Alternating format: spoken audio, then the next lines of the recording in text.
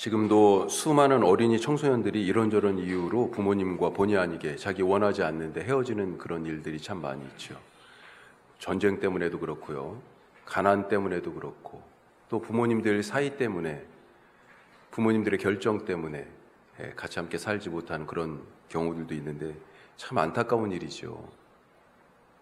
다니엘도 자기 의지와 상관없이 소년 시절에 부모님과 헤어졌습니다. 고향 땅을 떠났습니다. 아마도 15살 전후쯤 되지 않았을까 그렇게 사람들이 생각해요. 다니엘서 1장에 보면 바벨론의 느부갓네살 왕이 예루살렘을 침략해서 사람들을 포로로 잡아갔는데, 그때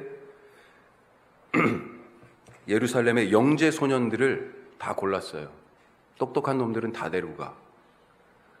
그래가지고 바벨론의 궁정에 가서 바벨론의 학문과 언어를 가르쳤어요. 그리고 바벨론 왕, 바벨론의 통치를 위하여 이 식민지 소년들을 세워가지고 키워가지고 써먹었다라고 하는 것입니다. 자, 이때가 주전 605년경이라고 볼 수 있는데, 이때 포로로 잡혀가던 그 행렬 속에 누가 들어있었냐? 소년 다니엘과 친구들이 그 가운데 있었습니다. 자, 그렇게 몇십 년이 지나서 이제 나라가 바벨론 끝자락이에요. 그리고 그 다음에 바벨론이 페르시아, 성경은 바사라고 써 있는데 바사, 고레스 왕이 등장하는데, 그 사이 과도기적 시기라고 볼 수 있습니다. 메대라고 지금 나라가 표시되어 있잖아요. 메대와 바사의 고치지 못하는 법령이라고 오늘 말씀도 반복해서 나오는데, 이 메대가 페르시아하고 이렇게 연결돼요. 자, 그러니까 바벨론이 끝나는 그런 와중에 페르시아로 나라가 바뀌는 도중에 지금 오늘 이 6장 말씀의 배경이 있다. 시대적으로는 그렇게 볼 수 있습니다. 하여튼 몇십 년이 지나서 이 메대 다리오 왕이 다스릴 때입니다. 나라를 120개 행정구역으로 나눠져 있다고 그렇게 돼 있어요. 6장 시작할 때 보면. 엄청나죠? 우리나라 몇 개로 나눠져 있습니까? 뭐 광역시, 특별시 다 해가지고 제가 대충 세어보니까 16개인 것 같더라고요. 그런데 미국도요, 주가 50개 주잖아요. 그런데 지금 메대와 바사의 행정구역을 나눠보니까 120도예요, 120도. 어마어마하죠, 통치의 영역이. 예. 그래서 그것을 효과적으로 다스리기 위해서 그렇게 120도로 나눴고, 그 중에 총리를 셋이나 세웠어요. 자, 그런 조직을 갖추고 있었는데 그 총리 중에 하나가 바로 다니엘이었다. 그런데 왕이 딱 보니까, 다리 왕이 보니까 다른 총리들보다 일하는 게 달라요. 사람이 달라요. 번쩍번쩍한 거죠. 마음에 탁 들었습니다. 그래서 내 다음 가는 자리에 다니엘을 딱 세우고 나라를 딱 맡겨야 되겠다. 나는 중요한 일만 딱딱 결정하고, 이런 마음 들었던 것 같습니다. 자, 그런데 왕의 이런 생각을 알고 다른 사람들이 화가 나는 거예요. 왜요? 오늘 읽은 말씀에도 보면 다니엘을 뭐라고 얘기해요? 유대 땅에서 잡아온 포로 다니엘이 이런 식으로 얘기합니다. 다니엘은 포로로 끌려온 식민지 2등 국민 취급을 사실은 받고 있었던 거예요. 어떻게 보면 지금 시대 유리천장이라고 얘기하는, 도저히 그 위로 올라갈 수 없는 신분적 한계, 상황적 한계, 인종적 한계, 그런 한계를 뚫고 지금 왕 다음 가는 자리에 올라가려고 그러니까 다른 사람들이 도저히 받아들이기 힘든 거잖아요. 그래서 어떻게든지 다니엘을 끌어내려야 되겠다. 자, 그런 생각이 드는 것입니다. 그러면서 다니엘의 약점을 찾기 시작합니다. 털어서 먼지 안 나는 사람 없지? 한번 털어봐. 자, 털어봐요. 자, 그런데 어떻습니까? 4절 말씀에 이렇게 돼 있어요. 자, 같이 읽어요. 이에 총리들과 고관들이 국사에 대하여 다니엘을 고발할 근거를 찾고자 하였으나 아무 근거, 아무 허물도 찾지 못하였으니 이는 그가 충성되어 아무 그릇됨도 없고 아무 허물도 없음이었더라. 아무리 털어도 먼지가 안 납니다.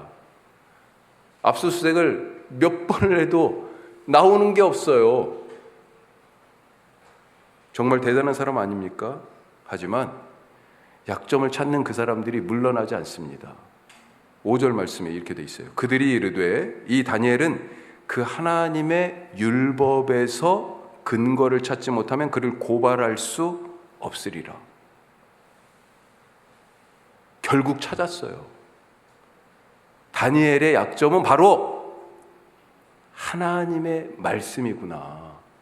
그가 여호와라는 신을 섬기는 것, 그게 바로 그 신앙의 약점이구나.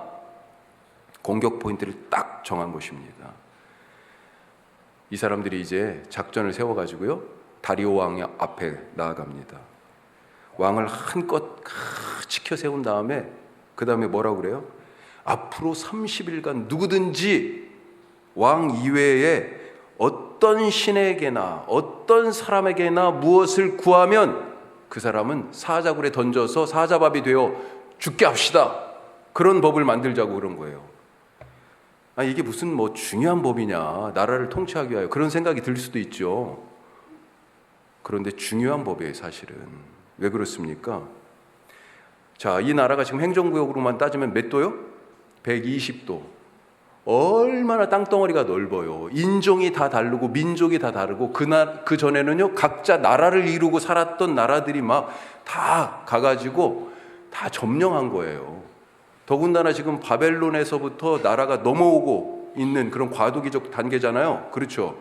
그러니 각각의 흩어져 있는 민족과 나라를 왕이 자기 통치 아래, 강한 통치 아래 두기 위하여서, 그게 사실은 그것이 왕에게는 가장 큰 숙제였죠. 이러다가 어디에서 반란이 일어나면 어떻게 합니까? 그런데 30일간, 한 달간을 충성달로 정해가지고 오직 왕에게만 예배하고 왕에게만 구하고 왕만 섬기는, 다른 신에게나 다른 사람에게 무엇을 구하면 그것은 충성을 배반한 일로 여기고, 이런 법을 만들자고 그러니까 왕이 좋아 실행. 그런데 그 뒤에 말을 왕이 간과했어요. 메대와 바사에 영원히 고치지 못하는 그런 규례로 만듭시다.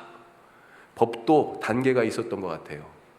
이 법은 왕도 못 고쳐. 이제 선포가 되면 아무도 못 고쳐요. 아무도.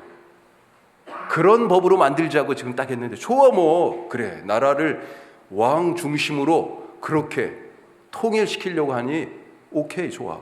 도장을 꽝 찍었습니다. 도장을 찍었어요. 이제 왕도 이 법을 못 바꿔요. 그리고 나서 오늘 우리가 읽은 지금 이 말씀입니다. 왜 이 법을 만들었어요? 사실은 왕을 위해서가 아니고 뭐였어요? 속셈은 다니엘을 끌어내리려고. 그래서 왕이 도장을 찍자마자 이 사람들 뭐 했습니까? 다니엘을 감시하기 시작한 겁니다. 다니엘이 그러면 어땠을까요? 11절 말씀부터 우리가 읽었죠. 11절입니다. 같이 읽어요. 다니엘이 이 조서에 왕의 도장이 찍힌 것을 알고도 자기 집에 돌아가서는 윗방에 올라가 예루살렘으로 향한 창문을 열고 전에 하던 대로 하루 3번씩 무릎을 꿇고 기도하며 그의 하나님께 감사하였더라. 자, 이런 상황에서 다니엘이 기도하기로 결정했어요.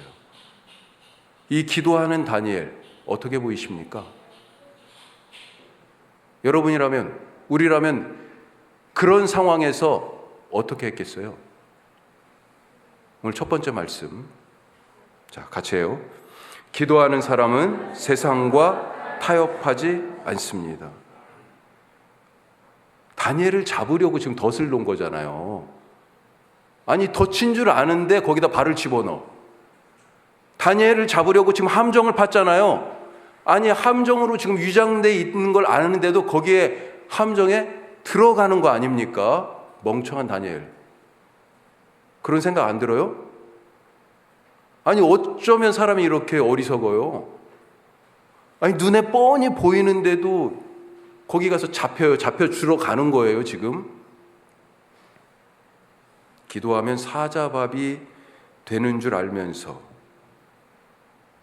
아마도 다니엘은 지금 자기를 시기하는 사람들이 눈을 시뻘겋게 뜨고 감시하는 것도 알았을 거예요. 그런데 보란듯이 하나님께 늘 하던 대로 보란 듯이 기도합니다.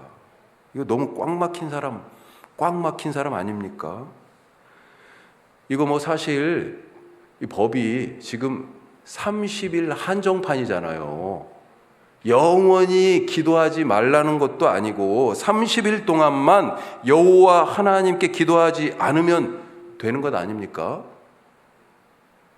좀 지혜롭게 그냥 이 시간 30일만 좀 참고 그렇게 좀 건너뛴다고 하나님이 뭐라고 하시겠어요? 누가 다니엘에게 믿음 없다고 하겠습니까? 어떻습니까? 우리 일제 강점기 때 일제는 조선 사람들에게 신사참배 강요했잖아요. 학교도 교회도 마찬가지였습니다. 우리가 알다시피 부끄럽게도 우리가 속한 교단 대한예수교 장로회, 그때는 장로교회가 하나였어요. 지금 너무나 많은 교단으로 갈라졌지만 그 분열의 씨앗이 그때 이 신사참배를 통해서 신사참배를 결정했어요. 거기서부터 이 교회가 깨져버린 것 아닌가, 그런 생각을 하게 돼요. 너무 부끄러운 일입니다. 그 일제 무력 앞에 굴복해서 장로회 총회에서 신사참배를 결의했어요. 자, 그런데 그때 평양의 숭실중학교 중학생들이요, 신사참배하러 줄 서서 가다가 뒤로 돌아해가지고 왔습니다. 뒤로 돌아해서 왔어요. 신사참배를 거부했어요, 중학생들이. 이 숭실중학교, 이 학교에는 윤동주 시인을 비롯해서 수많은 독립운동가와 기독교 지도자들이 이 학교 출신들입니다. 일제는 독립운동의 구심점의 하나로 기독교 학교들을 지목하고 기독교 학교들을 탄압하기 시작했어요. 탄압하려니까 법을 바꿨습니다. 그 총독부 지시를 따르지 않으면 마음대로 학교를 닫을 수 있게 법을 고쳐버렸습니다. 그러면서 성경 못 가르치게 했어요. 성경을 기독교 학교에. 그런데도 학교 문이 닫힐 수도 있는데도 불구하고, 그럼에도 불구하고 성경을 가르쳤어요. 그러다가 결정적으로 신사참배를 거부한 것입니다. 1938년도 교회는 신사참배를 결의했는데 이 중학교에서는요, 신사참배를 거부했어요. 그래서 평양의 숭실중학교가 폐교되었습니다. 다시 1948년에 서울에서 다시 문을 열었어요. 그래서 이 학교는 뭐가 있어요? 개교일이 있고 재개교일이 있고 또 뭐가 있냐면 폐교 기념일이 있대요. 폐교 기념일. 신사참배하면서 신사참배를 하자 그래도 그게 우리가 살 길이야 라고 말했던 사람들, 뭐라고 얘기했을까요? 그래도 교회 문 닫는 것보단 낫잖아. 그래도 학교 문 닫는 것보단 낫잖아. 잠깐만 고개 숙이면 되는데 뭘. 그렇다고 우리가 우리 신앙 버리는 거 아니잖아. 그런 얘기 하지 않았을까요? 다니엘도 생각해보면 그래도 되지 않았을까요? 총리의 자리 지키는 것이 훨씬 하나님을 위해서도 좋은 일 아니냐. 13절에 보면 다니엘을 끌어내리려고 하는 사람들, 아까도 말씀드렸지만 저 다니엘 쟤는 2등 국민이잖아. 식민지에서 끌고 온 놈이잖아. 그런 식으로 비아냥거렸어요. 다니엘이 총리로 있으면 포로로 잡혀온 유다 백성들에게 방패 같은 역할을 하고, 이 이방왕 다리오뿐만 아니라 이 이방의 정치 권력을 가진 그 사람들이 자기 권력을 마음대로 하나님께 반하여서 사용하는 거, 그래도 그걸 컨트롤할 수 있는 자리, 그 총리의 자리, 그렇지 않을까? 총리의 자리를 그래도 지키는 게 훨씬 더 좋은 결정 아닌가, 이런 얘기할 수 있지 않았을까요? 저는 대학도 3년이나 늦게 갔습니다. 원하는 학교를 찾고 원하는 과를 못 가가지고. 그리고 군대도 대학을 다 졸업하고 갔어요. 그러니까 군대를 엄청 늦게 간 거죠, 사실. 포병이었습니다. 우리 포병 장교 출신 한 분 계시는데 포병이었어요. 우리 보병으로 따지면 분대에 해당할 수 있는 우리 포반의 포반장이 하사였는데 저보다 3살이 어렸습니다. 우리 포대, 그러니까 보병으로 따지면 중대예요. 이 중대 선임하사가 저보다 3살이 어렸어요. 그 다음에 부관 중위, 이 장교가 저보다 3살이 어렸어요. 셋이 나이가 같았는데 저보다 다 3살이 어렸어. 포대장, 보병으로 따지면 중대장이 제가 그대로 고등학교 졸업하고 바로 학교를 들어갔으면 저랑 학번이 같아. 그렇게 군 생활을 했습니다. 사병들 중에는 저보다 나이 많은 사람이 없었습니다. 막 일병이 됐을 때였습니다. 한 번은 아침에 기상하고, 이제 보통 일과가 기상하자마자 가서 막 줄 서가지고 점호하고, 그 다음에 식사를 가기 전까지 뭐 할 일들이 있어요. 정해져 있어요. 몇 가지. 뭐 자기 씻는 건 그건 당연하게 하는 거고, 포상이라고 저희는 대포가 이렇게 항상 있는 거기에 가가지고 뭘 정비도 하고 쓸기도 하고 뭐 낙엽 같은 거 떨어져 있는 거 괜히 뭐 안 해도 될 일들 가서 막 하고 오고 그러는 거예요. 그런데 아침 점호가 끝나자마자 간부들이 딱 사라지고 나니까 구 막사, 지금 여기가 새로 지은 막사예요. 옛날 막사터로 집합이 걸렸습니다. 집합. 그래 다 뛰어갔죠. 한 달씩 이렇게 동기예요. 그런데 상병 거의 마로봉. 여기서부터 갑자기 주먹이 이제 빠따가 돌아 내려오기 시작하는 거예요. 그래서 한 달씩 이제 계속 맞으면서 위에서부터 아래로 내려오는 거죠. 저희 동기들 순서가 됐습니다. 한 줄로 쫙 섰어요. 저쪽에서부터 주먹으로 얼굴 한 대씩 때리면서 오는 거죠. 한 중간쯤 서 있었는데 제 차례가 됐습니다. 퍽 하고 주먹이 날라왔어요. 저도 맞았습니다. 그렇게. 근데 나중에 정신을 차리니까 내무반에 있어요. 제가 내무반에. 야, 저보다 한 달 빨리 온 저랑 바로 옆에서 누워서 자는 그 고참이 저를 야 성우가 정신 들어? 막 그러는 거예요. 그래서 무슨 말인가 얘기를 가만히 들어보니까 거기에서 이렇게 딱 한 대 맞고 그리고 나서 같이 그 사람하고 해산을 이제 한 거죠.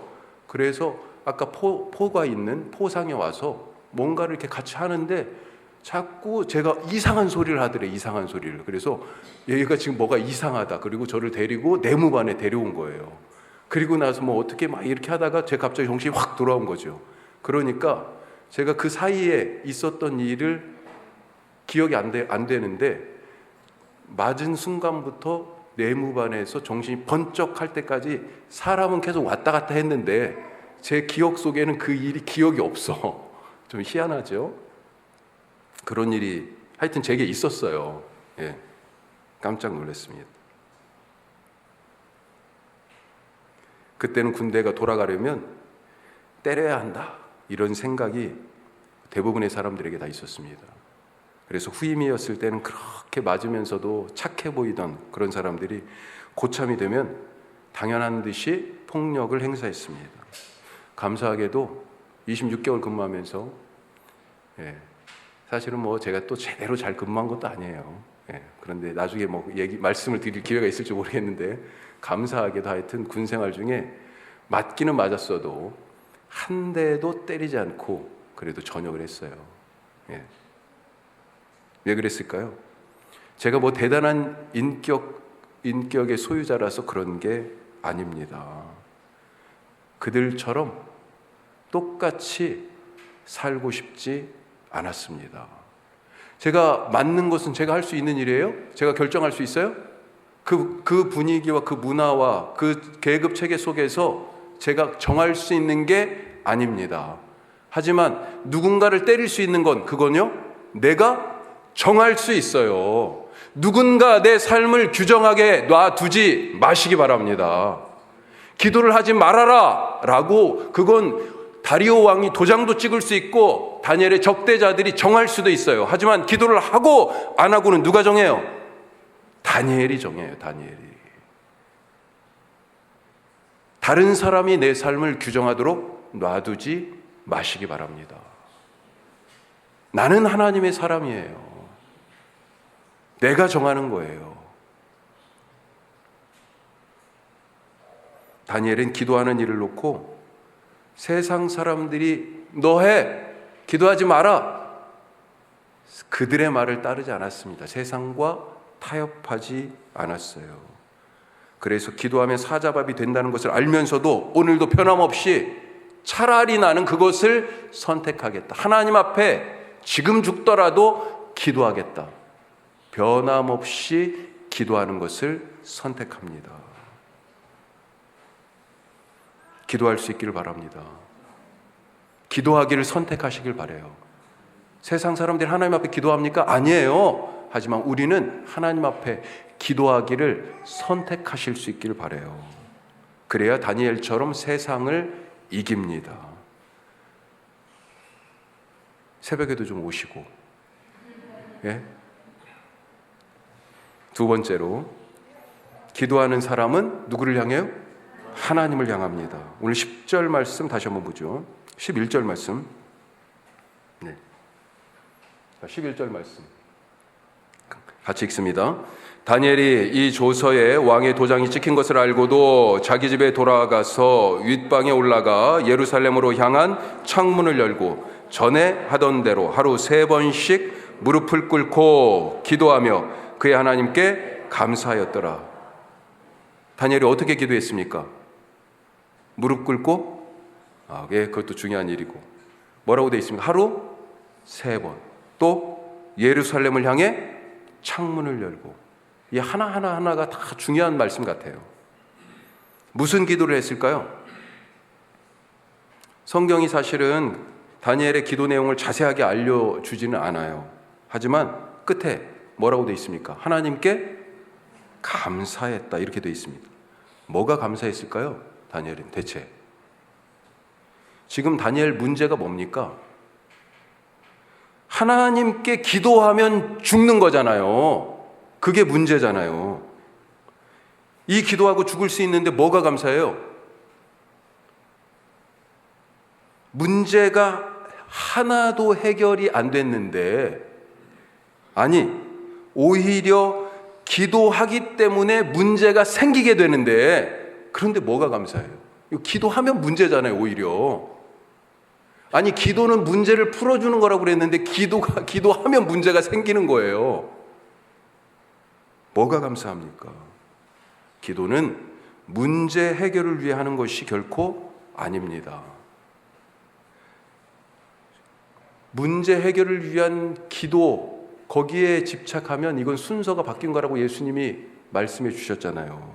우리가 먼저 구할 것이 뭐라고요? 무엇을 먹을까, 무엇을 입을까, 무엇을 마실까? 그것이 아니고 너희는 먼저 하나님의 나라와 그의 의를 구하라. 그리하면 나머지 이 모든 것을 너희에게 더하시리라. 순서가 그렇게 돼 있다고요. 문제 해결이 내 기도의 먼저가 아닙니다. 다니엘은 분명 이 조서의 명령이 철회되게 해주세요 이렇게 기도했을까요? 그렇게 기도하지 않았을 거예요. 왕이 도장을 찍었지만 이거 아무 일 없는 그런 무효되는 법령으로 만들어주세요. 이제 분명 내가 기도했기 때문에 사자굴에 던져질 텐데 주님 사자굴에서 던져주세요. 저는 다니엘이 이런 기도 드리지 않았을 거라고 생각합니다. 문제 해결이 목적이 아니었어요. 다니엘의 기도의 핵심은 예루살렘을 향해 창을 열어놓고 하는 기도였다. 왜 예루살렘입니까? 성전이 거기 있잖아요. 그런데 그 성전 어떻게 됐어요 지금? 무너졌습니다. 파괴됐어요. 왜 무너졌습니까? 하나님과의 관계가 깨져서 성전은 무너지고 그의 백성들은 포로되어 이렇게 잡혀왔잖아요. 다니엘은 바로 하나님과의 깨진 관계를 회복하는 기도를 드리고 있었을 것이다. 어떤 관계가 깨진 것을 회복하는 바른 관계입니까? 너희는 내 백성이 되고 나는 너희의 하나님이 되는 그 신의 산에서 이스라엘 백성과 하나님이 맺었던 그런 관계, 예수 그리스도의 십자가로 말미암아 하나님과 우리 사이에 끊어졌던 그 죄를 완전히 제거함으로 하나님과 우리가 올바른 새로운 관계에 들어가는 그런 것, 그게 의라고 얘기했잖아요. 의. 바로 이것이죠. 다니엘이 하나님의 백성이 되는 것. 그 은혜를 생각하면서 지금 감사한 것입니다. 문제가 풀어지고 안 풀어지고가 중요한 게 아니라 내가 하나님의 백성, 하나님의 자녀인 것이 감사한 거예요. 내가 하나님의 자녀이니까 내 문제가 누구 손에 있습니까? 아버지 하나님 손에 있어요. 우리의 신앙생활 1, 2, 3번을 잘 기억하실 수 있길 바랍니다. 하나님의 자녀가 되면 나머지 것은요, 자연스럽게, 이게 쉬운 신앙생활이에요.